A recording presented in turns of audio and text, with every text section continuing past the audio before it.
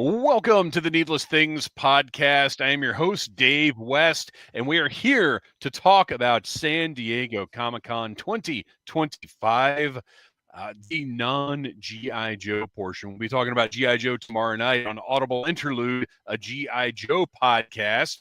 Look at that.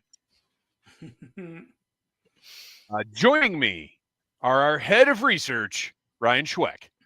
Hey, good to be talking to y'all tonight about one of my favorite subjects and all the money I spend on it. Yeah, right. Also, speaking of Audible Interlude, well, I'll let you introduce yourself. Well, I'm your special guest star who loves a backdoor pilot, codename Legion Cub.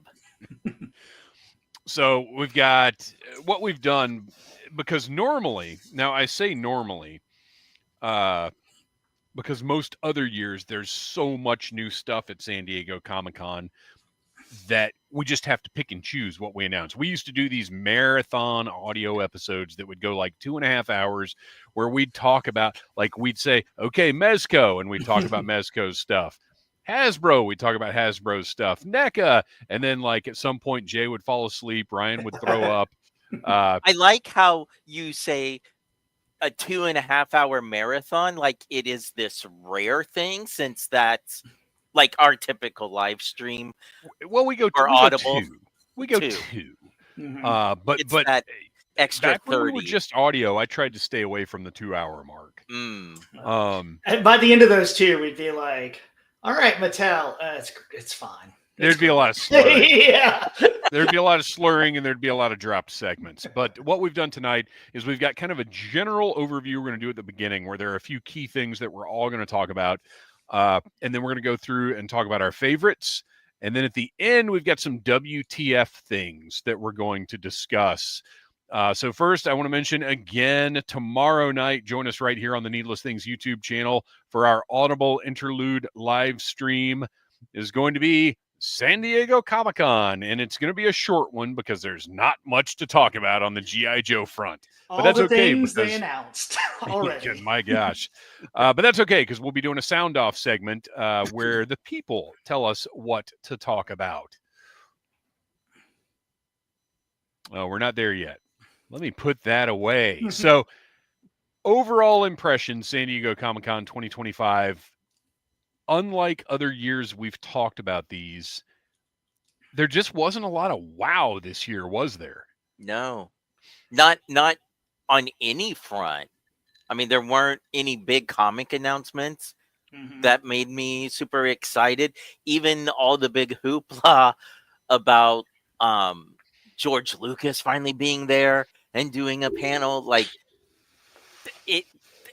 I would say the most exciting thing was the South Park panel, only because that episode had just Which, aired. if you haven't watched that episode, go on and watch it, because it is something else. What a statement.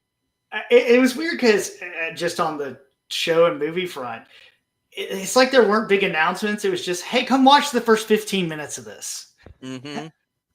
Instead of something big. Yeah, that doesn't do much for me. I don't, because I'm at a point where I don't even like seeing trailers most of the time, and I definitely don't want to watch the first however many minutes of a thing that I'm going to watch later. Like, I just don't get that. Yeah. But whatever the case, we're going to talk about what we saw as the highlights. But before we get to that, there are some things I want to point out and maybe have a little group discussion on. First of all, I've been talking about Major.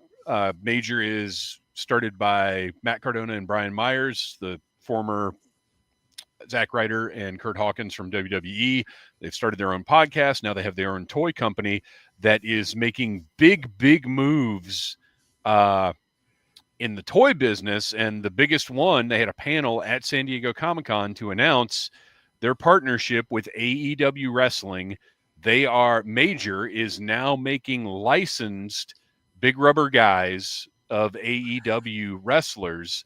And this is huge. If you don't know, the big rubber guys are LJN style figures. I recently reviewed the Danhausen that I bought, and it is excellent. how I look at these I'm looking at these more as collector pieces, because obviously if you know those LJNs, the old WWF figures, they're just big rubber dog toys basically. But Major has taken these to another level where you can easily compare these to nice vinyl designer toys. You'd be upset if your dog ate them now. Yeah. Whereas Yeah. the LGNs are like, no. Right. They can look at it anyway. Are these going to be like, big bad online retailer, and or are they thinking these are going to be retail? So Big Bad already carries the regular Big Rubber guys, which are all classic wrestlers, and modern wrestlers. But these are available only from shopaew.com right now. This is the first wave, consisting of Sting, Hangman Adam Page, Timeless Tony Storm, and Will Ospreay. And if you order the full set, you could potentially get one of the Chase variants, a bloody Hangman Adam Page or a black and white Timeless Tony Storm, which, by the way, Tony Storm is the most entertaining professional wrestler in the world today, period. So anyway, this is huge. This is huge for Major, that they have, a partnership with AEW like this. What is even bigger, though, and I don't know if you guys saw this or not, they have also got a licensing deal with Major League Baseball. Ooh. I did see those.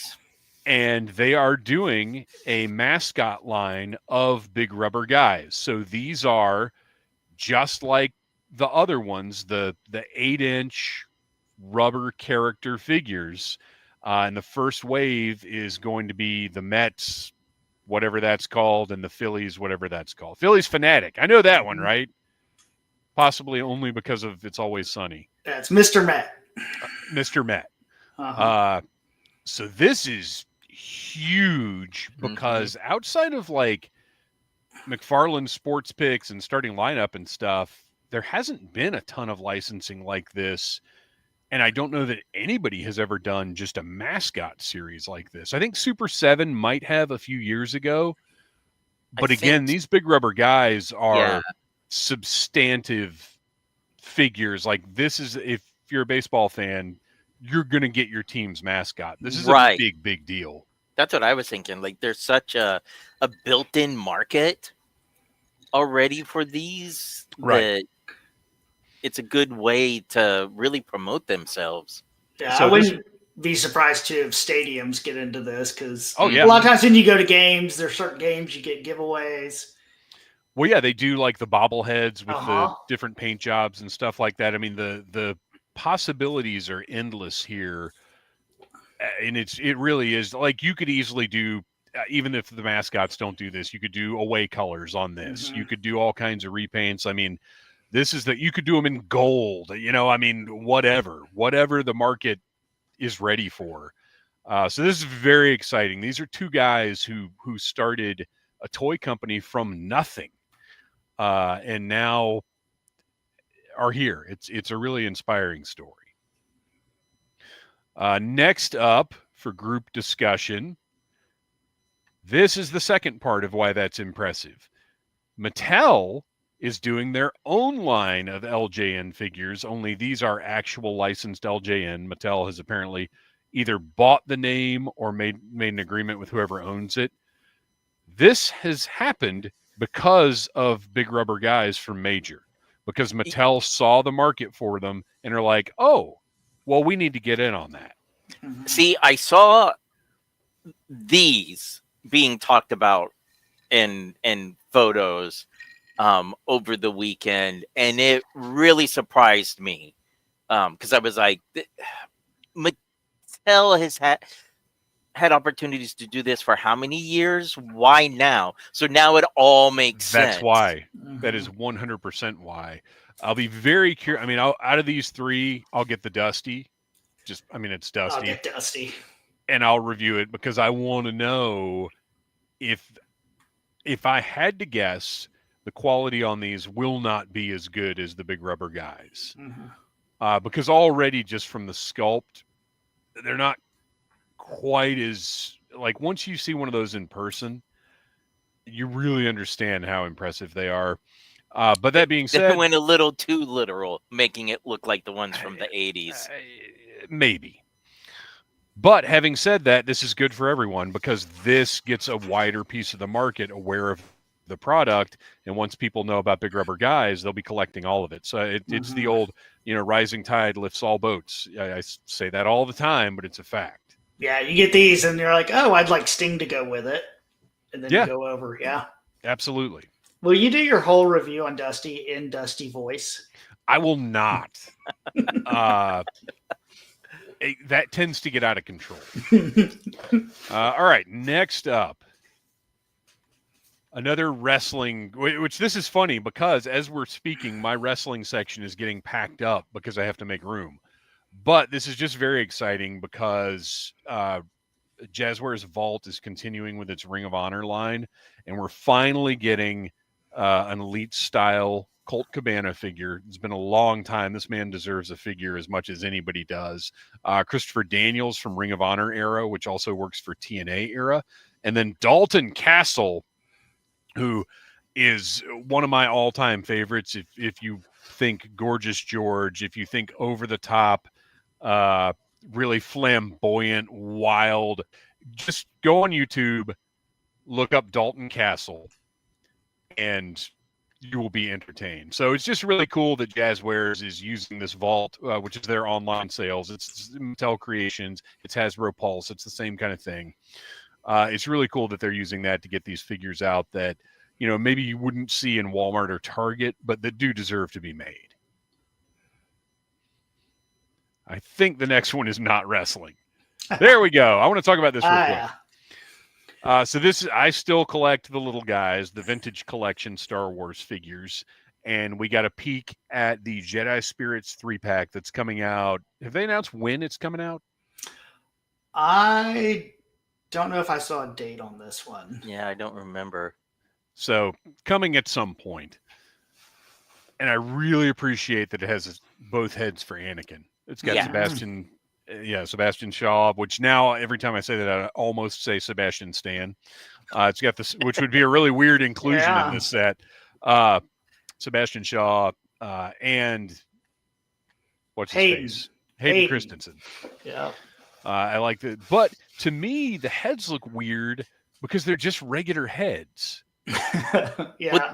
They're doing them exactly how they did the Black series, which I didn't buy, but I did see them in the Disney parks. They had them, and I was kind of disappointed because I'm like, oh, it's just a translucent soft goods over the figure. Well, the figure from like mid-thigh down is also translucent. Like, I get what they're going for, but I don't feel like any part of this should just be regular paint job.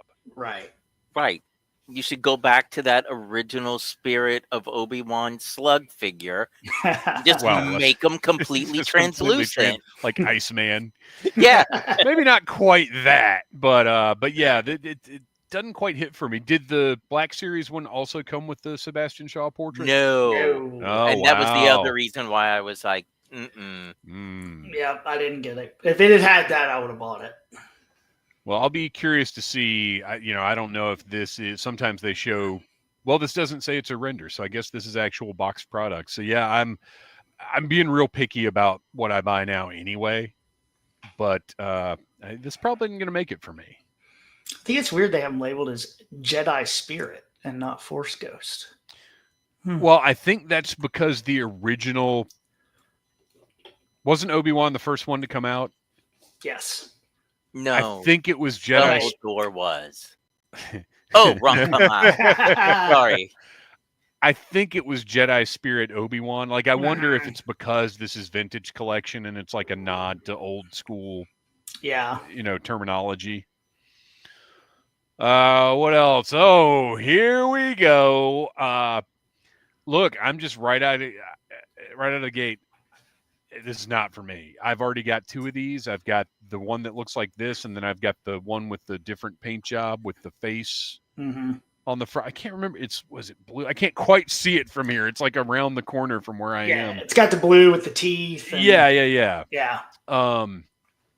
This is a little bigger than the ones that I have and costs $400 more than what I paid for the ones that I have. Holy cow. Well, okay, so I know the first one was $40. The blue one, the exclusive release, whatever it is, might have been like 60, maybe. So. But yeah, I'm just thinking of the legacy at and how much plastic that uses. Yeah. And like I mean, thought this was like 300, 325 because I'm not $450. I don't mind the prequels. This is not the ship for me. $450 is crazy for a vehicle that is not like an iconic centerpiece vehicle, and I would say this is not that. No, and I mean I'm hoping that were there more unlocks, because I saw only like the little teaser video of them holding the model. So the unlocks 2 figures are 3 Jedi figures that I already have like 2 of each. And I'm sure these will be nice. Look, no doubt everything in this package is going to be much, much nicer than what I already have. But $450 is crazy.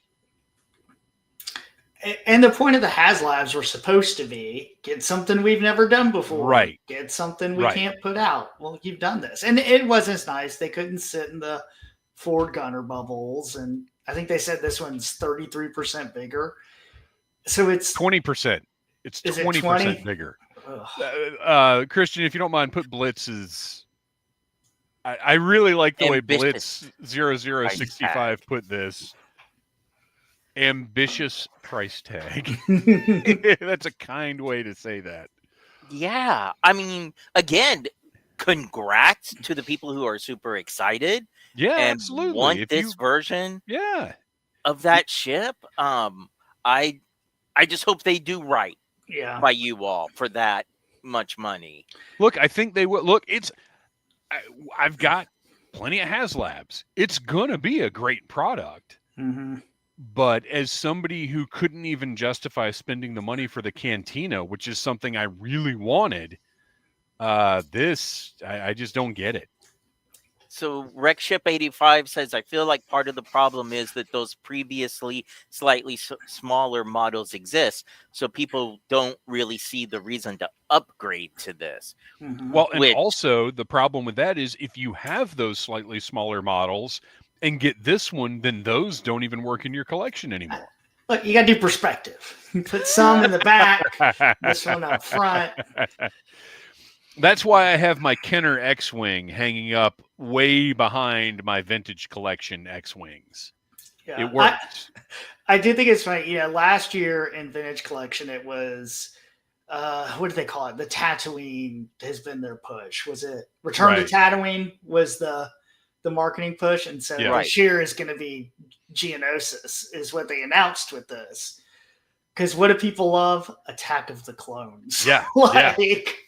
Real popular entry. Like even amongst the people who enjoy the prequels, which for the most part, I am one of those people. I am too. That movie is rough. It's a tough watch. It is. So have you still got the page pulled up? I do. What's the count right now? We are at 2,056 right now out of 8,000. Oof. And then who were the Jedi? It was Sacy 10. Yeah, it's Coleman Trebor's the first one at 10. Sacy 10 is at 12. And then Agent Kolar is at 14. Real missed opportunity not to make Sacy 10. That is true. What are you doing? But I guess he is that much more desirable than Coleman Trebor. Well, but they should have made them Order 66 versions and have remember the Anakin that came out that had the magnet in his hand and stuff. Yeah, so that well now we can we can blast them apart Mhm. with our clone troopers. And then there can be a little cargo net to put their body parts in, and Chewbacca can carry them around. Yes. So yeah, this is just baffling to me. I'll be curious to see how it goes. I don't think it'll fund. You don't think so? I don't think it will. We will see. I wonder how many people missed out on the older versions. But I mean, are there, how many vintage collection collectors are there even now? Mm-hmm. There are not, 20,000 or what. I don't remember the numbers on the barge, but there aren't as many now as there were back then. Mm-hmm. All right. Next up, let's talk about the snake layer. They fixed it. Well, they made it better than the last time they showed it. Look, I think this thing looks awesome. I really dig it. I would love to have it. The interior looks great. I love the sarcophagus, the elevator. Mm-hmm. It, of course, has a little jail cell. It's got the throne. I mean, this thing looks awesome. But with as much stuff as is coming out over the next year, I just don't have $300 to put towards something that doesn't have a real place in the mythology. I was wondering that. I couldn't remember. Did they make this up? Yeah, this was originally a design. They had a poll on Mattel Creations that you could pick from this and 3 or 4 other projects. And this one. And then when they went to start the crowdfund, they showed a completely different design from the design that people voted on. And there wasn't like an actual prototype of this made back in the 80s, but in the Power and Honor catalog or book, there's artwork that is very similar to what this is. So I'm trying to find. I just am still amazed that this is 300 and the gunship is $150 more than this. Right. And this has way more playability. I mean, the Iron Maiden sarcophagus alone, I'm just like, how have we not had that in Masters before now? Okay, here is... This is the design that won originally, back in 2023. I did not realize it was 2 years ago. So this is that original design. And then... hang on. Okay. Well, while you're pulling that up, yeah, while I'm looking for this, says, from my understanding, when Classics was going strong, they purposely made a castle as a potential for Lady Slither in the mini comic. Which I also like how they're doing the Lady Slither for this. So she comes with like, swappable legs or the snake half, but the legs are scare glow type, like with the bones painted on them. I forgot how bad the snake layer looked. All right, get ready. Okay. So keep in your mind what I just showed you and then what we're looking at right now. But here's what they tried to offer when they were getting ready to start the crowdfund.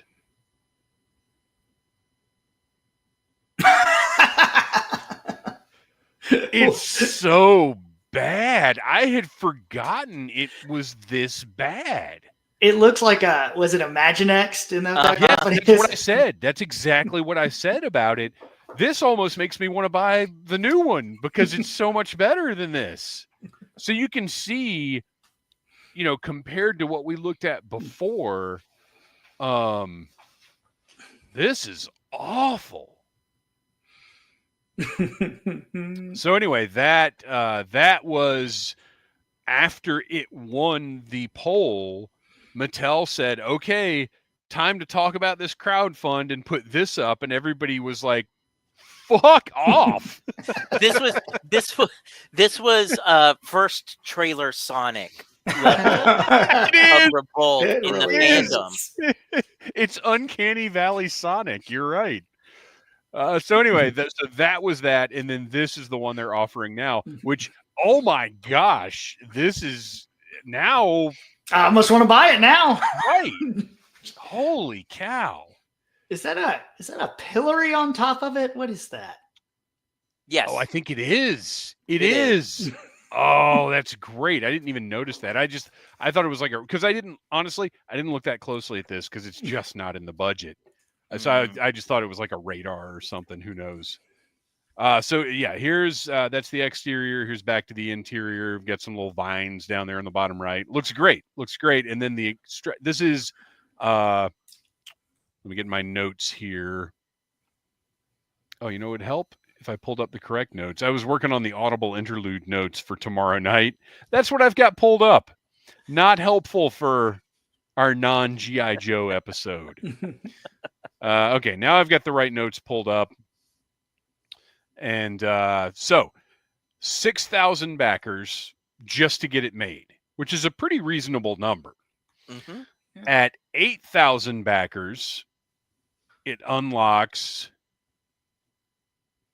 the Priest Pythonus, who is the fellow on the right there, who, give or take, whatever. That doesn't do much for me. 10,000 backers, it unlocks the Chimera, which is the crazy two-headed reptile snake horse. Yeah, that's the one thing that there's something about the legs that I don't. On the horse?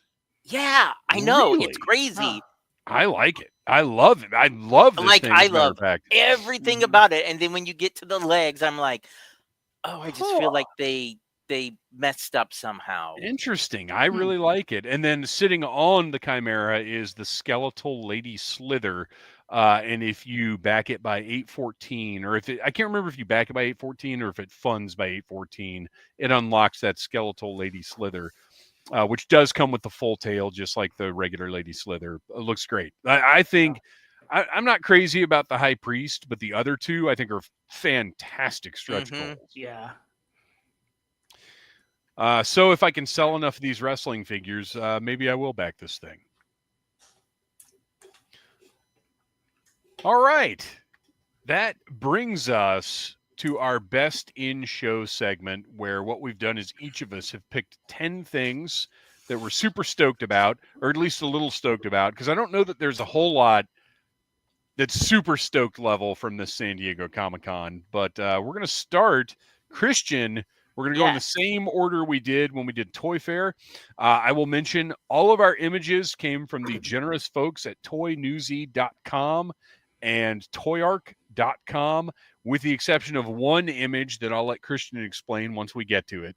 But everybody check out Toy Ark and Toy News International. They obviously have the best galleries of anyone. And I will also, even though we're not using any of this stuff, Daniel Pickett from Action Figure Attack almost always has the best pictures from any of the conventions.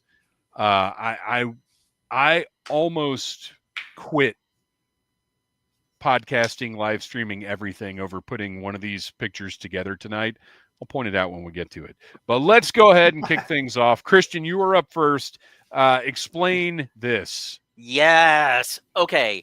So outside of G.I. Joe, I love Super Sentai, which is obviously what they brought over to America as Power Rangers. So the company Flame Toys is doing these, I call them Mazing Kaiser style, because if you remember the anime Mazinger from the 70s, kind of a blocky robot.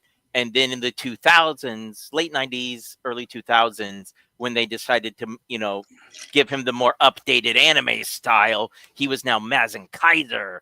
And that's what they're doing. So this is Dairen O, which would have been the Thunder Megazord from Power Rangers. They're also doing the main Megazord and Dragon Caesar, but the Samurai mode of Dairen O has always been one of my favorite giant mecha designs, and I just think he looks amazing. I love how they have stylized the Phoenix's wings to make the leg guards / skirt.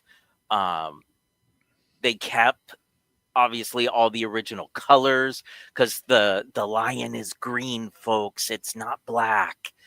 Yeah, it's gorgeous. I'm glad you told me that because I really was, wondering like what's going on with that lion. I know my Gherkin Kaisers, and that is just not the lion. I love that me I grew some up giant with. robots, and I no pricing information or anything like that. But I'm looking forward to finding out. I mean, this looks killer, and if I remember correctly, isn't Flame Toys? They're the ones that did the like Storm Shadow and Snake Eyes model kits and motorcycles a while ago, right? You're right. Okay, I feel like I remember for what they were, the pricing was not bad on those. Do we know how big this is? Is it loaded with articulation? Like, no, all we have seen are just the still photos, and there's more than just those two. There's some other more, I think, recent mecha that are in this line that I wasn't familiar with. But I imagine it's probably loaded with articulation. Yeah, I mean, it looks like it is. Well, yeah, this is, look, we talk about art as toys a lot on Needless Things, and this is definitely, this looks like a piece of art. Toy photography.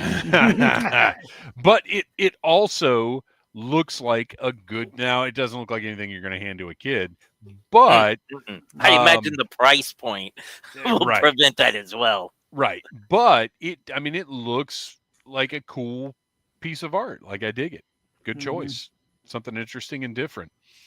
All right. I am up next, and we've got a lot of Masters of the Universe to talk about on this episode, which is a good thing. But first, I'm going to bring up this huge surprise that I think Pixel Dan was the first to reveal.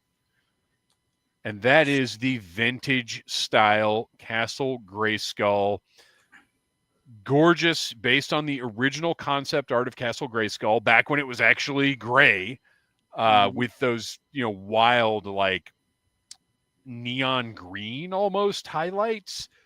And it includes the playmat that was supposed to be a part of the original Castle Grayskull.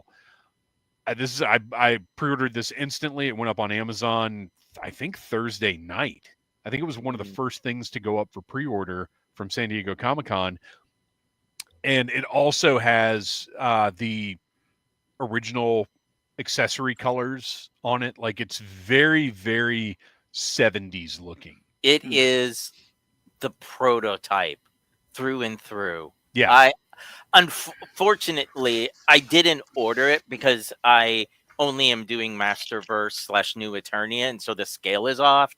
Oh, yeah. But when I saw the playmat, that is something fans have been asking for forever, since classics. Yeah, like that is so great. Yeah, that's what got me, because initially I just saw a picture of the castle and went, "Oh, that's neat," and then I saw the playmat. Yeah, this is the kind of thing I love. It's a brilliant repaint because if you've already got a Grayskull or two, then you don't have to get this. But for those of us who've been following this brand our whole lives, like, this is a very special release. I'm just blown away by this. It looks awesome, and I'll be very excited to get it and to review it. Even though I already reviewed the regular one, it's definitely worth a few more clicks. All right, Ryan, you are up next. Tell us about This lady. Yeah, it was another not great year for Black Series, but You've been saying that for 10 years now. I know. But, I will take all of the Asajj Ventress I can get. We got her in her bounty hunter costume from Clone Wars. I wish they had done her with the blonde hair from Dark Disciple and Tales of the Sith. Yeah. But they will. They will. But she looks great. I always liked this outfit when it was on. So I will take all the figures of her I can get. Now, did I see that this has, obviously it's got a different portrait up there. Like I'm guessing that's a separate head and not a helmet that actually goes on that head. Mm-hmm. But are there different looks here? Did I see that somewhere? Like maybe that wrapping comes off or something? Yeah. So they've been soft goods? Because they've been shying away from that recently in Black Series. Yeah, it is soft goods, so you can take it off and kind of customize a little bit. But had to get one Black Series in there. At least we got her. Yeah, this is great. If I was collecting Black Series, I would absolutely buy this. But I'll wait, and once they put out a vintage collection version that has more accessories and a better portrait, I'll get that one. All right, back to Kristian, which is like I said, my chunky boy. We got a theme. We got a theme tonight. So this might be the first Origins figure I buy if they don't announce the Masterverse version before these come out. Oh, right. I grew up with Masters. It is in my top 3 toy lines. It's one toy line that I never got rid of my figures of. And 2000X, hands down, is I think the best designs for these figures. And I have just always wanted that version of Roboto. And when they gave us the head sculpt in that head pack during Classics, I was like, they have to give us a big chonky boy. And it just never happened. He just looks like a tank. It's fantastic. I love. Now I am also assuming that they are. It will have the gears. Yeah. The gears and stuff. They just didn't have them ready for this. But they will have the gears. Yeah, but if they wanted to leave it like that and give him the old Bionic Man treatment, so you look through his chest cavity and it's like a little telescope, I'd be down for that too. But yeah, I love the colors. I love just how wide he is.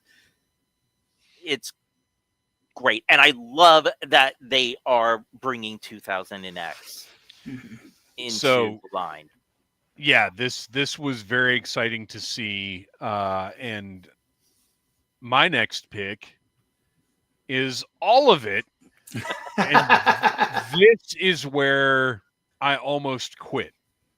Because Thursday night, somewhere, Toy Arc did not take a picture of this entire display. Toy News International did not take a picture of this entire display. Action Figure Insider apparently didn't cover Mattel at all. Preternia, I saw a picture of just all of the figures somewhere, and I could not find it. So I had to do this. And I just about set the house on fire.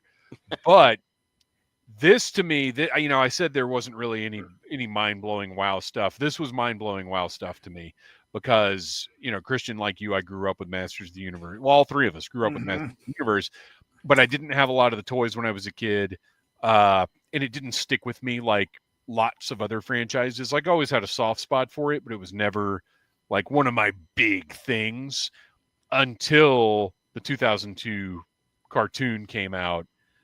And really blew my mind and was a big part of my collecting for years. They never got to Roboto, although NECA did do the Roboto Staction figure. But this, so the one thing that's a little, I don't know that it's disappointing because I don't know that I would put these side by side with Origins figures anyway. these are larger than Origins. These are 6 inches. We can now have our classified and He-Man crossover episode. Well, I'll be curious to see what the scaling really is, because they said that the parts are still interchangeable with Origins, but the figures are larger. So it's weird. Huh.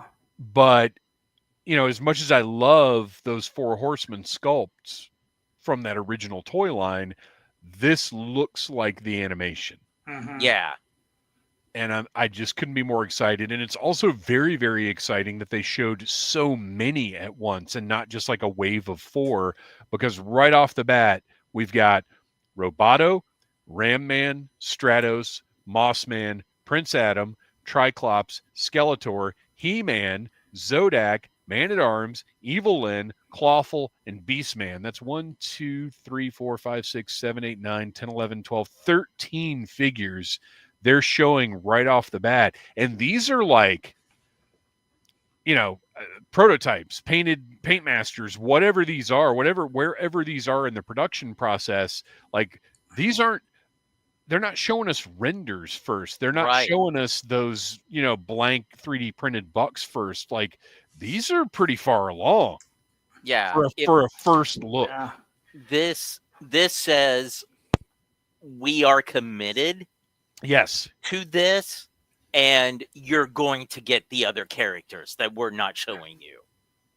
So this is very, very exciting to me, and it's just the pure scale of some of them, like the 4 on the end, Roboto, Ram Man, Clawful, and Beastman. Big, massive figures. Yeah, I didn't do Origins, but like with this, like, here's the whole collection. Like, add Manny Faces and Trapjaw, and I'm good. Like, right. We'll just get them all. Yeah, and that's the thing is this is going to be a jumping on point for so many people because that series is 23 years old now.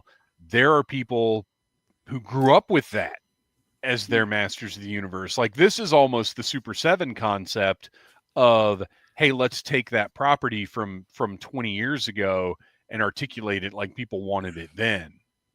So this is huge. This almost was my pick for best in show, but we'll find out later what that is. All right, back to Ryan. And Ryan, you got some splaining to do because yes. So Riley is showing me all of the Marvel. My son is showing me all the Marvel reveals as they happen. I can't remember if it was Preternia putting them up or who it was, but he's like, "Oh, this is great! Look at this! All the X-Men '97 stuff, Rachel Summers, right? Like, just great stuff." And then he gets to this, and he's like, "And it's Champion of the Universe," and he's at this point, he is pretty freaking well versed in the Marvel. Certainly more so than I am. I know Star Fox, sort of, but I expected you to say that he was excited about Star Fox. He is. Oh, he totally is. Oh, okay. No, he's very excited about Star Fox, but neither one of us know who this other guy is. So, Ryan, you're our head of research. Oh. He's Champion of the Universe. Started out in the early 80s. He's created by Tom Falco. So his story is basically, especially in the beginning when it was awesome, he is just a elder of the universe that goes around fighting people. He has a promoter, that is her official name, and she goes and sets up fights. Like, there's a whole little thing in his early run where it's just setting up boxing matches in Madison Square Garden between him and like the Thing and oh boy. The very, very first Contest of Champions miniseries in the 80s, it was him. Yeah, and he's been back. He came back after Secret Wars, and this pack is actually, I'm assuming, from when Death had the two of them go kill Thanos. But these are the Marvel Legends I love. Just the random old characters. I love they're putting them out. He kind of looks like the bad guy from Brain Scan. Oh yeah. And you get bonus Star Fox. You can be all creepy on your shelf.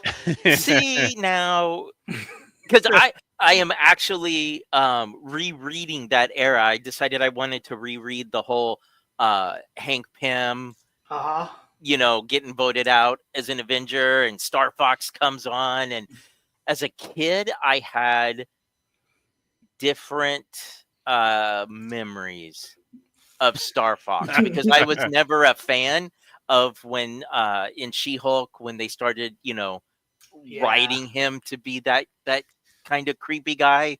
And now as an adult reading those Avengers issues, I'm like, oh crap. Mm-hmm. Oh, he's been that all along. But that's still one of the all-time great costume designs. Oh yeah. I love it.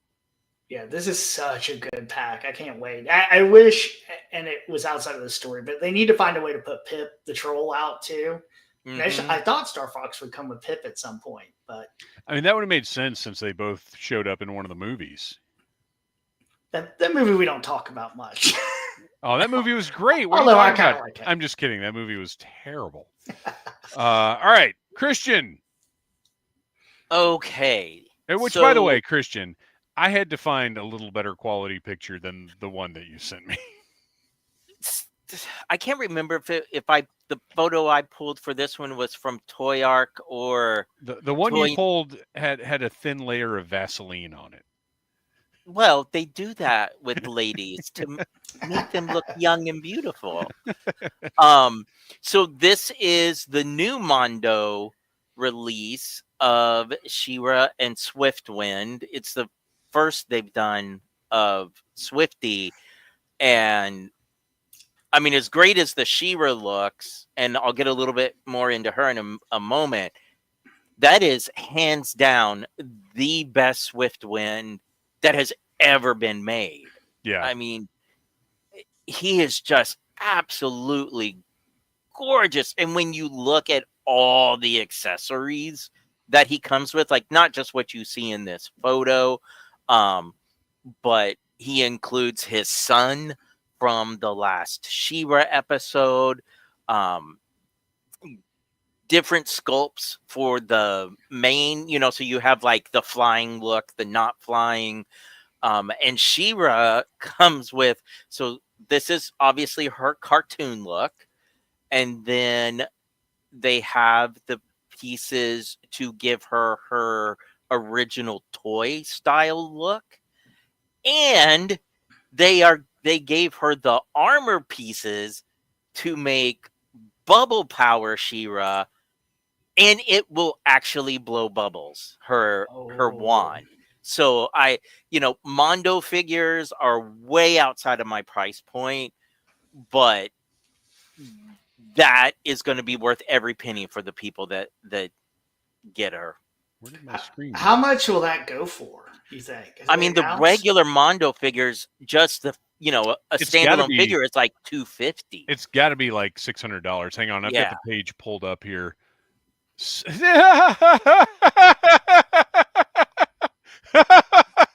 Oh my gosh! Oh, poor Bo Brown. Because Mr. Bo Brown does actively collect these Mondo figures. Hang on just a second. I'm going to my screen share. Get ready. If you're not sitting down, please sit down. Do you see the number on that screen? Wow. $795. Can you put a price on blowing bubbles? $795. Because I mean the figures by themselves are like $250 now, I think. Yeah. Wow. So it comes with Lookie. Is that Evil Lookie? I don't know what that is. Yeah, more or less. She-Ra's got tons and tons of stuff. Like, it's an incredible set, but good Lord. Good Lord. I don't know if it'll let me zoom on the... Okay, so 54-inch wingspan, 15 inches high from toes to horn. There is all of Swiftwind's stuff, or not Lookie, Cowl. Wait, okay, so No, wait. yeah, that's Lookie. The It comes other with one was Lookie. Cowl. Yeah, it was Cowl, and then I guess Evil Cowl. I think or it's is it Scowl or something like Anti-Etheria Cowl or something? I don't know. So Swiftwind has multiple portraits, different bridal. Lookie, his son. And Mattel. And Swiftwind does become just regular horse mode too. Yes. And Mattel showed the origin. Oh, okay. Okay. So that's everything She-Ra comes with, like really everything you would ever need from a figure this size. But this is just that is bonkers. Mm-hmm. $795. Oh, Mr. Bo Brown, my heart aches for you, my friend.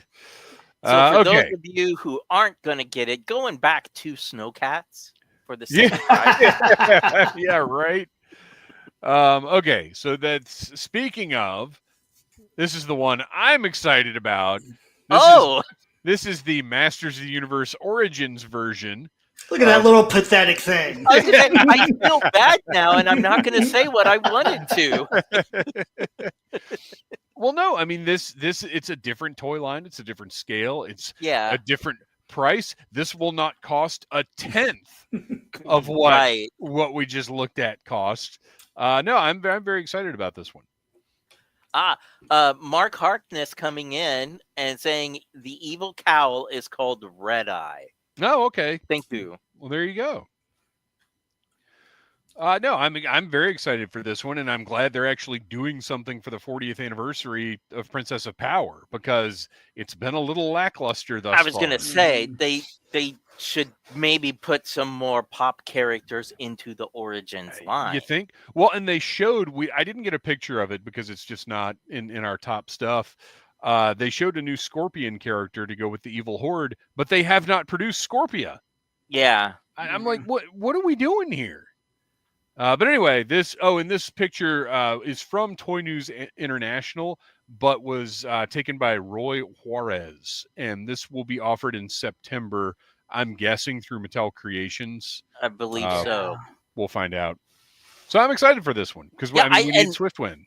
I do love that they gave Swifty articulated wings, because this is like the first Mattel version of him that had, other than being articulated right at the shoulder. Is that what horses have?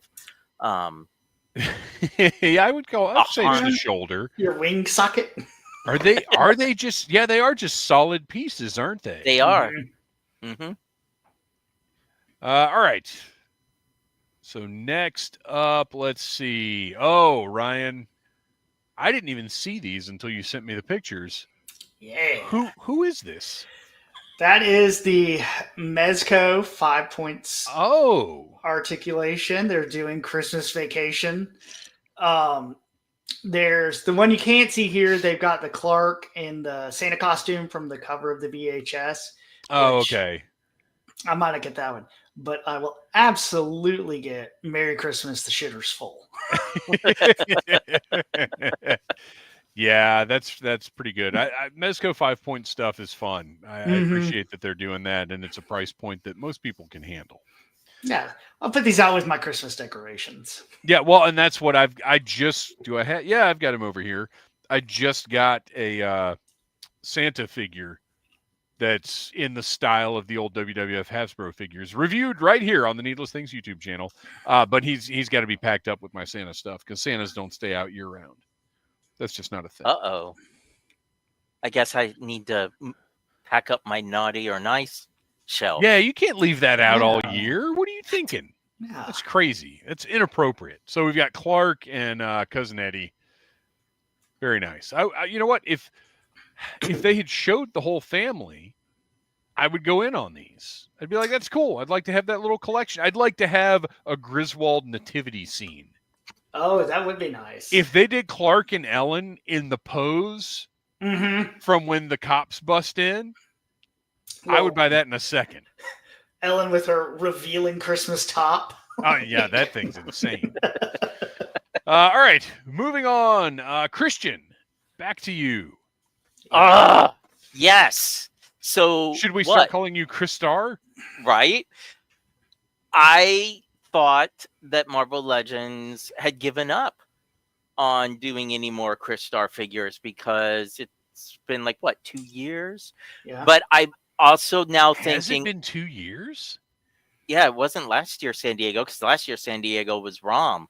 Well, that yeah, blew but all it of our came minds. out. It came out last year. Oh, Yeah. yeah. Yeah. But it felt like a one and done. It didn't necessarily feel like something they Right. revisit. I think the huge positive response from everybody when it came out.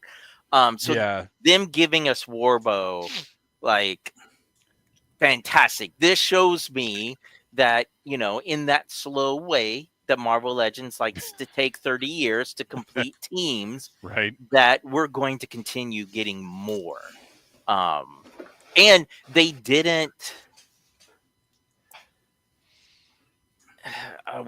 they didn't add design details that were not on the original figure. His crossbow is a little bit better, but as far as his bandolier, it's exactly like the original, and I love that. I cannot wait. Yeah, I wouldn't want something like this like classified up. Yeah. I just want the articulation, keep that same look. Yeah, I'm all over this. This is a great pick. All right, next up for me, and we've got another one that's a little bit shared. The second wave of 5 points Mezco Batman 89 figures, which the first wave I think has been held up by the whole tariff situation because they were supposed to be here, I think, in June. It was the Batmobile, Joker, Bob the Goon, and Batman. And I think they're kind of held up right now. But, as much as I hate we're getting two of the characters again, this is a Joker worth having. It made me uncomfortable then. It makes me uncomfortable now. And I love it. It's a completely different look. He's got the crazy lighter with the flame coming out of it, the face, the flesh-colored face paint on. It's a great pull. Cape Glide Batman I could do without. I get it, but I'd rather. I mean, obviously, I'd rather have the Vicky Vale. I'd rather have, a number of other characters from the movie. I'd rather have a Commissioner Gordon. I'd rather have. You know what? I hope they get to. I hope they get to Eckhart. Oh yeah. I would love to have an Eckhart, or even even a Jack Napier would be cool. But anyway. So I'm very excited about where Mark Hartness says, "Where's Bob? Bob's in the last wave." Yeah, Bob's on the ocean or something. Bob gets a name. Everyone else is just Joker Goon, and I love that you can never have enough Goon figures. You know what I just noticed on this though, because I'm looking at it on a big screen for the first time. Joker Goon, 2 figures in 1. Yeah, so he comes with another head with the. So Ryan, you're up next. Yeah, yeah. So I like the rest of the set, but the Goon is great because it comes with this head sculpt, and then it comes with the Goon that has the beret. Oh, nice! So you can switch him out. Does he have the swords? I didn't see the guy that had the swords. I don't know. I don't know if I saw the swords, but yeah, like this is awesome. I love Joker Goons. And I will say, this gentleman and beret gentleman do not have the same physique, but in this form factor, I'll take what I can get. So yeah, this is very, very exciting. I've got the Batmobile and the 3 figures from the first wave pre-ordered. The last I saw, Mezco had them for October and Big Bad has them for August. We'll see what happens. Yeah. All right, so that brings us back to Kristian. Yes. So, loyal subjects made some announcements, but they did not have any prototypes or anything renders of the dolls there, but we are going to get more in their Jim and the Holograms line. So they have already said that we're going to get Kimber, Aja, Shayna, Rhea. Why there? I know they announced Glitter and Gold Gem earlier, like way before San Diego Comic-Con. But I'm excited for this because that's one of the greatest cartoons ever made, and Loyal Subjects is quickly becoming one of my favorite companies with all of the license that they've been grabbing up. I'm very, very excited about getting that mask stuff in hand. I ordered that whole first wave, and I just cannot wait to sit down and like check out the quality, see how they did. Did you see some of those variants on the mask they showed? They're like Yes. black and gold. Well, that black and gold Rhino, or excuse me, mobile defense unit or whatever they're calling it, because they can't use Rhino, looked awesome. And then I saw that they're doing more vehicles in different colorways. We won't. They're doing cover the those whole tonight. first line in the black and gold. They had Oh, they photos of- are. yeah, they had versions of them there. Oh, okay. Because I I'll thought have to go check that out. the black and gold Condor, if you want a masked Street Hawk, it's very reminiscent. Oh, wow. Yeah, I said Thunderhawk. I don't know what I'm talking about. But Miles Mayhem's helicopter plane thing, wasn't that a different? It wasn't black and gold. It was something else. They're doing a different colorway of that. Let's look it up. Well, while you're looking for that, we'll move on because I've got a couple of things here. I'm sneaking an extra one in. So first, I want to mention the talking Captain Spaulding giant figure from Trick or Treat with voice samples from Sid Haig. I'm just excited about this because it's a classic toy in, it's a modern, well, not a modern movie. It came out 20 years ago, but I just love it when they're taking something as silly as the giant talking like WWF figures or whatever, but it's Captain Spaulding with a big giant middle finger. So I'm excited for this. And Trick or Treat's been doing some really fun stuff. I reviewed their Toxic Avenger stuff on the channel, or Toxic Crusaders stuff on the channel. I reviewed their smaller Captain Spaulding. So they're making really fun toys of horrible things. Kristian, did you find some information, or should I move on to my next slide? Go on to the next one because the photos that I found right now are just the original. So next slide, I want everybody to look at this, take it in, and whatever your first thought is, keep it to yourself, because what the heck is going on here?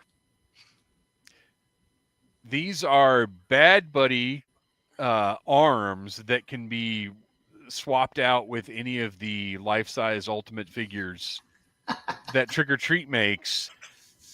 And there are two very specific things going on with this hand action. And I will say that I never imagined Chucky doing either of those things to me. Well, he had to get Jennifer Tilly pregnant. If you remember. This is not... this particular configuration is not aimed at a female. No, I'm saying, don't you remember? He had to take care of himself so he could use the turkey baster to inject it in Jennifer Tilly. Oh, boy. So at least one of those hand configurations is very Chucky. Screen accurate. So this is weirdest in show. All right. Well, I thought for a minute these were ones like you wore on your hands, like Hulk hands. Well, mercifully, that brings us back to Ryan, and Speaking one of, that would have been on my list if it was not on Ryan's list, because this is a long time coming. Yeah, like Chris said, like it takes Marvel Legends a while to finish some teams and stuff, but we are finally getting Feral, so we can round out the team. She looks great. Yeah, they have not announced how she is being released. So don't know if she's going to be in a Build-A-Figure wave or if they're going to throw her on one of the... I feel like they're doing away with Build-A-Figures with these last few, Seems that way, doesn't the it? comic book wave, the Secret Wars wave. Yeah. Looking at the gratuitous side boob on this figure, I'm wondering if this is going to be like a fan channel release. It might be. It might be. They're putting that Emma out in stores, but that's not quite as gratuitous as this one. Yeah, I mean, I couldn't ask for much more on a Pharaoh figure. Yeah, I mean, she looks exactly like she should look. I'm so glad they're not doing some weird version or something first. Like You're they right. do. Because if you look at that photo, she doesn't have feet, and you can't get more Rob Liefeld than not having feet. That's very true. She comes with like a flight stand. She doesn't even have them. I did find... Oh, yeah. What do you got? So they didn't have the models there. What confused me is they had the 40th anniversary versions in their slideshow. So there's the Thunderhawk, there's the Condor. The Condor actually has like a flame effect that you can attach to the back wheels or back wheel, I guess, to make him more Ghost Rider-y. But those are the only two that they show the pictures of. But I'm assuming if they're doing Thunderhawk and Condor, then we're going to get the others. All right. Next up, well, Kristian, you're just going to have to keep talking because there's a little bit to unpack here. What? Oh my gosh, there's nothing to unpack. This is, so Nacelle now is going to be putting out Power Lords. And because of the fan demand for Power Lords through the roof. Here's the thing, though. This is where, like, when Four Horsemen were putting them out, I get why, from a cost-saving measure, you do so many variants, but you don't get into Power Lords for the humanoid-looking figures. You get into it for those incredibly bat-esque crazy alien You can say bat shit on this show. Oh, okay. Yes. Batshit crazy alien designs. And the original figures, I can't remember the artist's name. I just want to say these figures scared the shit out of me when I was a kid. The humanoid ones more so than the monster ones. They were the ones in the 80s were very authentic to his artwork, which didn't necessarily translate into a toy that could hold up. It is very hard to find these figures in any sort of good shape. So the fact that right out of the gate, they're giving us the big bad, like, I am so in. And with Power Lord. Okay, real quick. I'm sorry. I've got to jump in real quick. Yeah. The artist was Wayne Barlow. And if that name sounds vaguely familiar to people our age, it's because of Barlow's Guide to Extraterrestrials, which everybody our age checked out from their school library. Mm-hmm. It's incredible artwork. But for Power Lord himself, they are sticking with the 80s tooling, I should say, even though it's kind of like an updated look. But what you're seeing right here in his powered up version, if you were to just turn him around, it would be the human side. So when you look at the hands, he has the creepy two thumbs on each side. I'm like, so it looked to me like there are 3 torsos. It looks like there is a human torso, a powered up torso, and a split torso. Okay, I didn't notice that in Now, the. I don't know if those are swappable to one figure or if they're going to produce 3 figures. I don't know that, but there were definitely multiple torsos like that. Because the one you're looking at right now, that's a full powered up alien or whatever torso. Okay, see, so the photo that I kept looking at, that was the display case, had the original toy version with the freaky hands. And I love that the stands aren't like, even the stand for Power Lord, they're not traditional action figure stands. They are these flight stands, energy, whatever you want to call it. But I'm all in. Okay, so that yellow is a stand. It is. I thought it was. That's not. He's not like Special Attack Golden Shower. That's a stand. So if you, I'll give Nacelle Toys credit for being ambitious and hard-headed, because their Star Trek line is kind of similar in that they're going to do what they want to do, and they don't care. So that's, if you can see, do you see behind? Okay, yeah. So you're right. The torso that's on him now is the double-sided torso, but behind him there's a full human torso and an alien torso, or powered, whatever it is. Lord Power. I feel like Nacelle, based off of that one interview I saw when they announced their Star Trek line, they're taking the Super 7 approach, and that I love, in that we don't want to give you the figures you already have.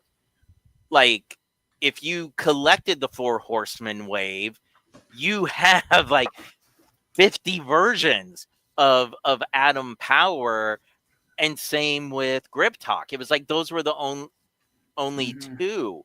Well, I think they made I can't think of his name now, the dinosaur looking one, but you never got into the more crazy designs, and they're like, we're right out of the bat, we're showing you.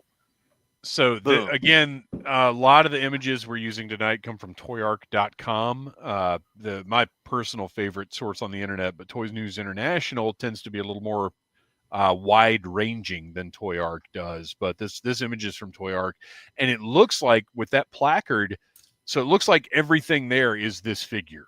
So it is a single figure with 3 different torsos, blast effects, a crazy stand. This looks very, very cool. And I said Nacelle are ambitious and hard-headed, and I say that because they also showed the second wave of Sectars, even though we've all seen the Sectars on clearance for like $7 at Walmart. And they showed the puppets. I was going to say, because I believe that is another one of mine that I'll talk about when we get there, but it goes back to everyone. If you haven't listened to Dave's interview with Brian from Super 7, please do. But it goes back to one of the things that Brian said about, like the Mars Attacks alien, where all it takes is one thing to kind of hit the public zeitgeist. And when they announced Sectar figures, and everybody was asking, are they going to come with the insects? Because that's the line. Yeah. So I get, like, not having the insects. People didn't want them. Well, now that we're getting done before, just like you were saying with the Power Lords, what was it? Zyka Toys, I think, did a line of Sectars, but they didn't have the insects with them. So it was like, what's the point of this? And the price point on the insects is, very think, reasonable. Phenomenal. Very $39 for a mount with light up effects. Yeah. Like, that's cheaper than some of the just regular action figures. Yeah. They're I'm very excited about this company, and we're not going to be talking about any of their Star Trek stuff tonight, unfortunately, but I cannot wait to get that in hand. I was glad to see the figures turned out in person looking that good because we'd only seen the renders. And they announced Wave 3 is all original series, which I think is a really smart move. They know what they're doing, it seems like. I hope everything is successful. All right, we got to keep going. Mask Wave 2. They just a sneak peek. The Jackhammer and the Hurricane are going to be in Wave 2. I'm excited because, as I've mentioned before, a friend of mine gave me his whole mask collection when I was a kid, but I never had the Hurricane. And the Hurricane was one of my favorites. Yeah. Always wanted it so badly. So it was my number 2, right? Yeah. Underneath the Condor. Hurricane is great toy. Mm-hmm. So very excited to see both of these with their proper names. All right. Brings us back to Ryan. I am so excited about this stupid thing. I love it. I am a big fan of when the X-Men play sports. For sure. Would I have preferred a baseball, league baseball game? Sure. But with X-Men 97, we got basketball. The joke is we've now learned where all the unused, what were those sports figures called they were doing? Failed so badly. Yeah. Because that is one of the bodies. Somebody went and found it. Is it really? Yeah. That is one of the bodies from that figure. No, I'm just excited about this. I like seeing the X-Men on their downtime. Yeah. Well, I love that scene because it's from X-Men 97. It's Gambit and Rogue playing basketball. Gambit with the crazy, I don't know what those muscles are called because I've never had them. Is that what that is? Yeah. But yeah, I mean, these look great. Rogue's got the soft goods tank top. I love that. Just reuse the whole body, but it's the right look. Yeah. Mm-hmm. If they had tooled something up, it wouldn't look right. Mm-hmm. So yeah, it's a great set. It's not for me, but I love that they did it, and I think it'll do really well because it's just a fun thing to have. It's. I would say this is almost like the Cold Slither of Marvel. It is very similar. All right. Kristian, once again, had to find an alternate picture. Oh, yeah, because the one that I had from Toy Newsy was, I knew that wasn't good. It was grainier than the muffin I had this morning. Yeah. I love the NECA Ultimate line, and I couldn't remember if they had already announced Grover or not. Like I don't knew think so. I knew we were getting Harry Monster and Big Bird and Oscar in Wave 2. But Grover stuck out like, I haven't seen him yet. And I just love this line so much. I wish and you so better badly believe when I get my hands on that Grover, I will finally start making reels because every other day you're gonna get a dear.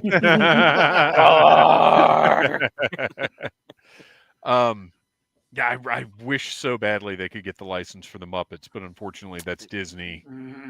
Yeah, because I just can't get as excited for Sesame Street.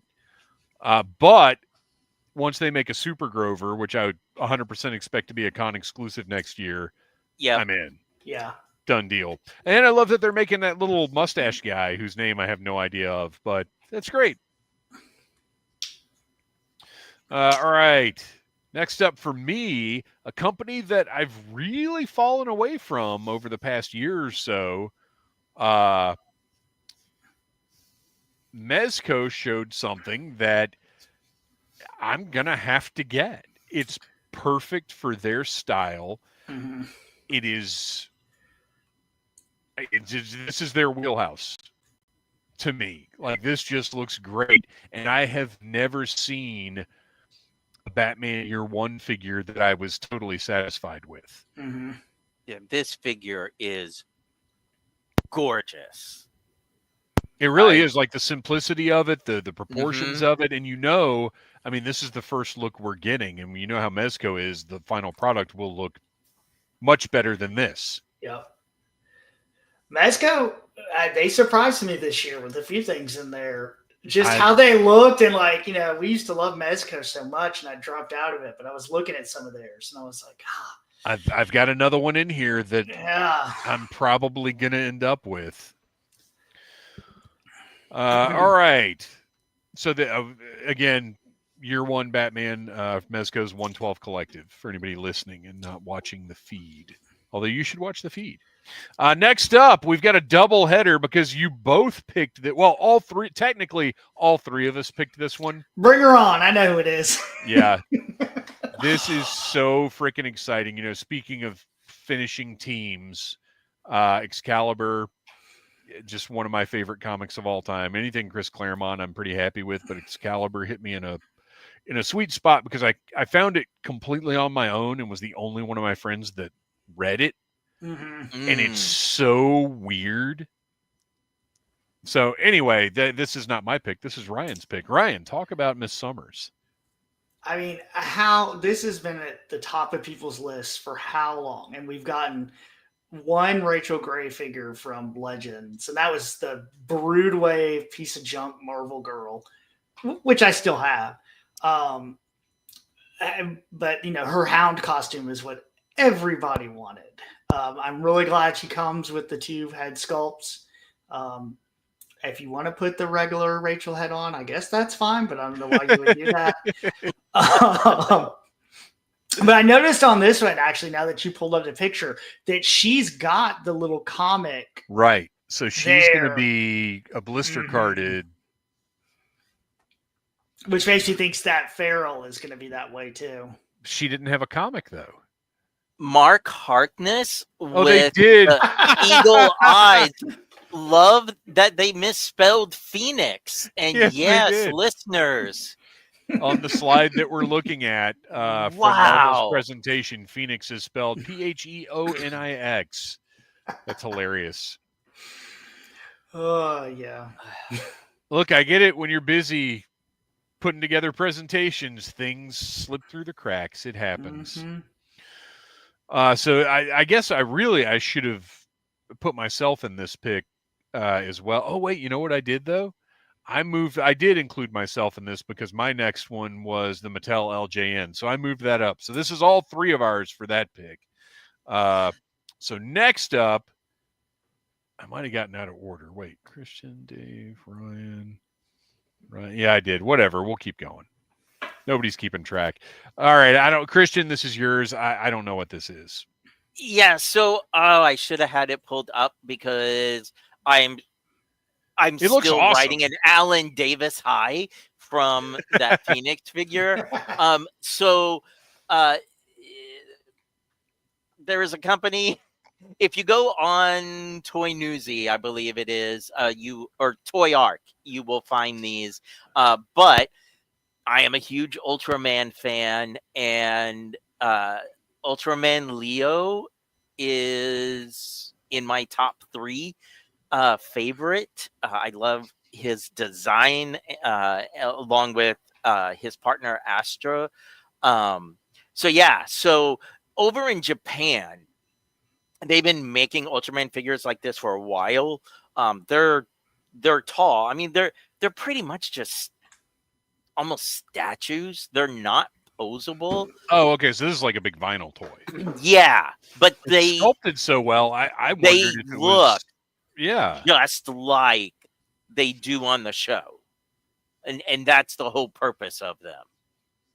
So any time there is a hint of us getting Ultraman product over here in the States that's based off of the original Toku designs, I'm all for it.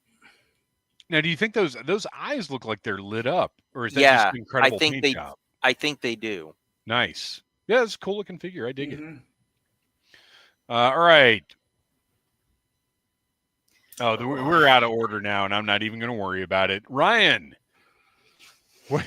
John Carter, huh? Yeah, it's the Icon Collectibles is doing a John Carter of Mars figure that it looks really great. It looks like some of the original art from way back. What was really cool about this too, they announced this at a Burroughs Inc. They had a whole panel. They announced they're doing an animated Princess of Mars series that possibly may continue to do some of the other stories. And I don't hate the Disney movie. I think it's fine, but it's good. The John Carter stuff there's so many good stories in there. We haven't gotten a lot of figures of him. And so I just think they did awesome with this. Yeah, it looks great. It's got a bunch of different looks. It comes with a now that's not one of the Martians though. That is, oh gosh. Well, I guess technically it's a Martian, but I can't remember what it's but called. It's not one of the right. It's been so long since I read any of that. Mm-hmm. Yeah, I can't remember what they're called. It's like this little weird dog thing. Yeah, and it looks like I imagine this is going to be much more articulated than it appears to be. Him and the creature. Mm-hmm. And I think they've kind of hinted that if it does well, they'll do a Deja Thoris figure to go with it. I'm surprised they didn't lead with her, to be honest. Knowing Icon Collectibles. Mm-hmm. Well, cool. Yeah, I mean, it looks great. All right. Okay, this is my next Mezco pick. I don't know how I'm not going to buy this because this is the best looking Hulk figure I've ever seen in my life. This is the one that I said when I stopped collecting Mezco. I was like, I will finish the Avengers. And then Thor came out, and I was like, well, I don't know. Right. And then I saw this, and I was like, and I need Thor now. And imagine how big this is going to be. Because you can't tell scale in this picture, but look at it compared to that. We know how big those stands are. Mm-hmm. I mean, there was some good pics where you could see it next to a Captain America figure. And it's huge. Yeah, this one is going to be. I'm mostly done with Mezco, but I'm not opposed to every once in a while. There's going to be something here and there that I have to have because I mean they made that Diabolic figure, which nobody else in the world is ever going to make a Diabolic figure. Mm-hmm. When Mezco does stuff like that, I know I'm going to get it. But this Hulk, I mean, for my personal taste and aesthetics, this is the best Hulk that will ever be made. Yeah, and it's going to come with some amazing accessories. Yeah, it's probably also going to be $300, but we'll jump off that bridge when we get to it. We'll sell that snake layer when we get to it. All right, Ryan, back to you. It's loincloth night in the Schweck household. It is. There's a lot of toys with loincloths. Like Farrell, John Carter, Mephisto. Yeah, now we know what to get you for Christmas. No, now we know. Now we know what he's going to be wearing at Dragon Con. Exactly. Like I don't already have one of those. Yeah, we're getting our Mephisto with the throne. I didn't even have to get a Hell Charger accessory with it because that was my original plan. I'll give the Legends team. They said in interviews that they took a bunch of feedback that they got from that first Mephisto they showed as the stretch goal, which wasn't that great. And updated the head sculpt. I like that it's got soft goods and it's got the hard plastic and you can switch them out. Very smart. Yeah, it's up now. I've already ordered it. And it's just one that, again, has been at the top of the list for so long. And there was, before polls, they would always say, we can't sell that devil figure at the store. But they said the same thing about Rachel in her hound costume. And I'm like, this is the year for Marvel Legends to, put out the figures that they say they could never do. Yep. This looks absolutely fantastic. The throne is incredible. The backside of the throne is a skull that you can also position him on. Like I think this is as good as a Mephisto figure could have been. I agree. I like they're releasing it on the whatever they're calling it, the made-to-order, pre-order thing. Yeah. Oh. See, it's open now. You can order it, I think, until the end of August, maybe.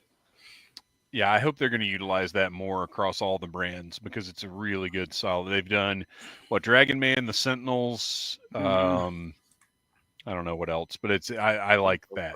Oh, now. that Jabba's Palace, the toy Oh, photography. right, Jabba's Palace was right. that. What were we going to put up there, Kristian? So our good pal JJ Shoulder Height says that dog thing's name is Woola. Uh-huh. Well, all right. The fabulous Woola. All right. Speaking of fabulous, let's talk about some biker mice, which again, Nacelle just forging ahead. Yeah, and this was a cartoon I wouldn't say that I was heavily into. Never watched.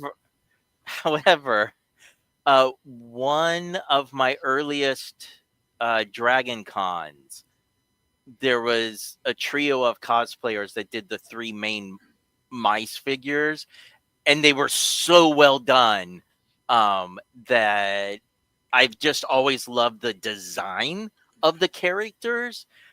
So when they released the first wave, which was just the 3 main mice, I kind of thought, well, this is all we'll ever get. And they kind of fit in that Super 7 cartoon aesthetic. Sure. So they don't look too out of place on the shelf underneath like my Thundercats and my Silverhawks. But I thought that's all we're going to get. And then they announced the second wave with the villains. And the villains are, to me, just right out of a Trauma movie. And again, it's just wacky designs. And so then at San Diego, they reveal, I think his name is Scorch, the mouse with the green jacket. And he was like one of the military guys that trained the mice back on Mars. And he's got this really cool electro whip accessory, which, a childhood of fawning over Lamaya, like I'm a sucker for an electro whip.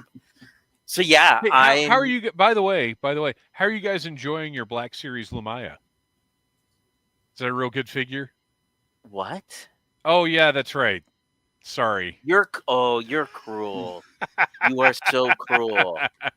I'm going to start texting you gifts from Tetsuo the Iron Man. Oh, come on random times now. Look, just because you guys chose poorly in scales, don't get mad at me. But again, like you said, they're ambitious because this is all the main characters now. So you can, actually complete a toy line. Or at least complete the show. You know what I just noticed is right under them, if you're watching this on YouTube, you can see the Sectar's insects down there. But you can pre-order them right now from Nacelle's website. So very cool. All right, let's see.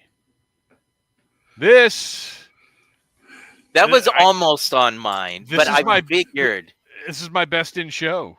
I never imagined. It's ridiculous. It is. If you're listening and not watching the stream, this is Penguin's duck from Batman Returns. It's freaking ridiculous. It comes with Penguin in his long underwear, and it's incredible. I never imagined I'd get it, and I am actively collecting. Even though McFarlane is well, one, I don't love the figures that much in the first place, and their license is ending at the end of the year. I have been collecting the movie stuff because I don't have a lot of confidence that Mattel is going to put that on a priority list. You would never get this. Right. And this would never happen. So, the second this goes up for pre-order, I'm in. I 100% must have this. This is so silly and ridiculous. And I don't even care if it's just a slug. Like, it looks, the wheels probably turn. I don't have a lot of faith that little wing is going to come up like I want it to. It kind of looks like it might. It looks like it does. Right. But yeah, just the wear on it, everything about it. I absolutely love this. This to me was the big wow of the show. Like, man, the balls on McFarlane and some of the stuff he does, like as many baffling decisions as he makes because he is the way he is, we also get a lot of like, because he's so quirky, we get stuff like this duck. I just hate that we're getting it now. Right. When it's all ending. If he had done that in the beginning instead of doing like 5 Batman figures in every wave, then I would have been into his DC stuff. But did the 5 Batman, because whatever you want to say about it, it's clearly worked because he's had one of the biggest retail presences in the action figure aisle for 5 years now. So if he had not done that, we may not be to the point where he could do this duck. Yeah. This was made with Batman money. Right. Oh, yeah. Because, I mean, when I saw Merlin in the case, and I'm like, we never would I imagine that we would get a Merlin the Archer figure. Dang it. Riley and I were talking about this the other day. Like, as the line is dying, he's putting out like some of the best stuff he's done the whole time. This duck was made with Jokerized money. All those stupid Jokerized variants, this duck was made with that money. All right, wrapping it up, and on a big note, we know about one of these, but the other was a bit of a surprise. Fresh Monkey Fiction killing it. I wish we had the opportunity to talk about them more, but a lot of the stuff that they showed, we have already talked about on the show or my interview with Bill, like we mentioned. But Ryan, tell us what we're looking at here. Yeah, so it's the Long Box Heroes Tick, which we knew about the Tick already. Right. But then we're getting old Chairface Chippendale himself, which I have always loved this design so much. Oh, it's nuts. And it looks so good. I cannot wait. Like, I hope this line continues. I want Mad Cow. I want all of it. Chairface Chippendale is really kind of peak Ben Edlund. Like, if you were trying to describe his aesthetic to someone, this is the character you would show them.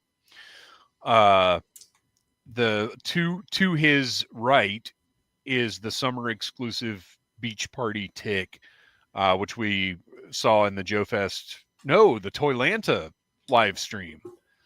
I don't know when it's scheduled to come out, but we need Man-Eating Cow, Tick, Arthur, Sewer Urchin, everybody, American made. Like, do it all. Do a dinosaur kneel. Do a giant dinosaur kneel. Do it like Super 7 is doing Tiamat, where it's not like really all that articulate. It's like more of a rotocast type thing. Do that. I'm in for that. I would love to see more mixing of mediums like that in order to achieve scale differences. But yeah, this is a great way to wrap up our greatest hits of San Diego Comic-Con 2025, because Fresh Monkey Fiction, one of the most exciting companies working right now. Obviously, their rate of release is what it is. They're a small company, and they're doing the best that they can with the insane conditions that the entire country is dealing with right now. But yeah, great to see Chairface on there. And of course, those parts I'm sure we will see again and again. And that's okay. Suit body. Suit body. All right. Well, that brings us to the next segment, which is going to be all about things that we either didn't care for, didn't understand, couldn't get on board with in some way. Not necessarily something that was terrible, but just maybe didn't hit us quite right. And Kristian, we're going to start with you. And of course, I assume this is the picture that you wanted to use. Oh, nope, I was wrong. There we go. I assume this is the picture you wanted to use for the discuss, not about these figures, but about the thing you're going to bring up. Right. Because I couldn't find, I saw some photos of people that were at this event, like on their socials, and I obviously don't want to take their photos. This but event being the Hasbro the breakfast. Hasbro breakfast, which Hasbro has done this a couple years now. So the reason why the Hasbro breakfast this year bugs me is Gem and Mask were Hasbro properties in the 80s. And yeah, the fans for them, it's niche. It's a small market. But we have screamed and yelled for years for them to update the lines, do something with it. And,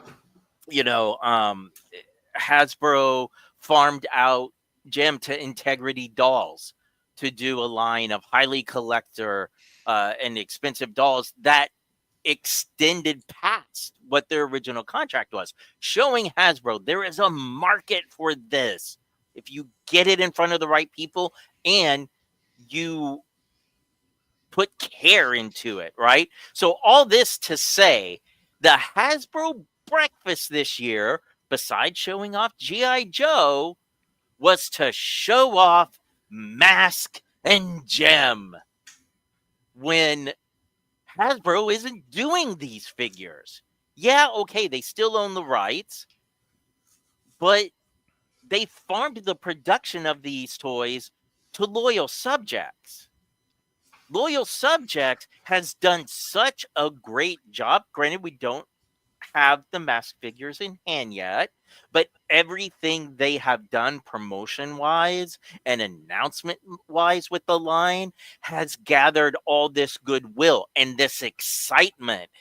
And I feel like Hasbro is now riding on Loyal Subjects' coattails to go, oh, wait, no.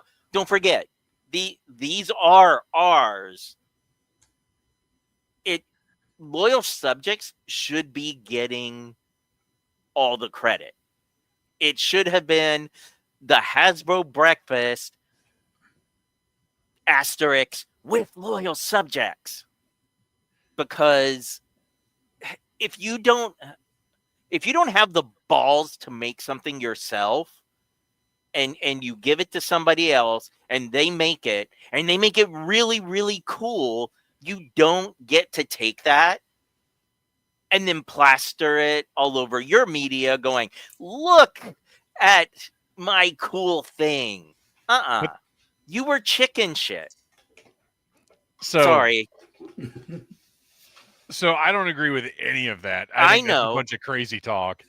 It's Hasbro, as said during the Brian Flynn interview, it's Hasbro's party. Yep. And their guests. I do think that, because there is so much excitement for these lines, having them at that breakfast probably did still get them in front of people who may not know. Oh, there's no probably about it. It 100% Hasbro reaches more eyeballs than the Loyal Subjects does. I see the reasoning behind it. It's just there's just this weird sense of justice that I have. And to me, I felt the same way when Mattel first took Masters of the Universe back away from Super 7. Because I was like, Super 7 kept it alive and going. And now you want to just say, no, you can't make these anymore. Like, I told you when we discussed it, I know I sound petty, but I want credit to go where credit is due. Well, the credit is in the money that Loyal Subjects is getting from being able to utilize these licenses. And anybody who sees these products through Hasbro and then goes and buys them is going to know they're coming from Loyal Subjects. I just think it's in the grand scheme of things, I find this to be a bizarre sticking point. Oh, I know. Do you think Hasbro gave them like a table in the back behind a pillar at the breakfast? You know what? If they at least let them eat, Although I haven't seen any, I don't think I've ever seen pictures of what food is served at this. So, you know what? As long as they got more than a continental breakfast as a thank you. Can you imagine showing up? Because I don't know. I really don't know what the Hasbro breakfast is aside from being able to look at product. What if you're like a reporter and you get to go to the Hasbro breakfast for the first time? You're like, it's so awesome. I'm going to see some toys. I'm going to get some breakfast, but they don't actually have food. Like it's literally just them showing the toys off, or it's like just terrible. At 7:00 in the morning. That's what I've thought. Like that's what I thought from the first year they did it. I was like, I wonder if they actually have breakfast, or if people are showing up like, well, I'm hungry. What are we doing here? It's probably like terrible hotel omelets. That's what I was. Yeah, probably. But we've all had those, and we know sometimes those will do in a pinch. Mm-hmm. All right. Well, maybe we can find a more reasonable outrage in our next one. Let's see. Oh, yeah, it's mine. I don't know. Well, actually, I will leave it to you guys because I don't know how I feel about these Godzilla Ninja Turtles. The Ghidorah is the one that makes me the angriest. Yeah, because that's he does not have 3 heads. Yeah. Although, like, how does that work? I saw other photos, and I guess do the shoulder pieces come off, or he has other weapons that are the other 2 heads? Because I saw him with the other Ghidorah heads on his arms. Well, he's got shoulder pads that look like the heads. I don't know. Something about these just doesn't work for me. I want to like them. Right. I feel like I should like them because there's elements in the Rodan and in the Ghidorah that I like. Sadly, I feel like they should have put Leonardo Godzilla maybe at a different angle, because from straight on, other than just having a snout mouth, he still looks like a Ninja Turtle. Yeah, they should have displayed that tail more, because that's yeah. Because and there are other images of these. This was just the promotional image that had the best shot of all 3 of them, because I didn't want to put 3 images in here. I don't know. These just don't. They don't do it for me, and I imagine the price point is going to be significantly higher than some of the other Ninja Turtles figures out there. I'm much more excited about the retro turtles they showed: Chrome Dome, Usagi, Worm. It's some really good ones. This was just, I don't know. This is one of those things where I don't think Turtles fans are going to love it, and I don't think Godzilla fans are going to love it either. Yeah. And then finally, it brings us to the thing we've skipped past like 4 times now. Ryan, your WTF.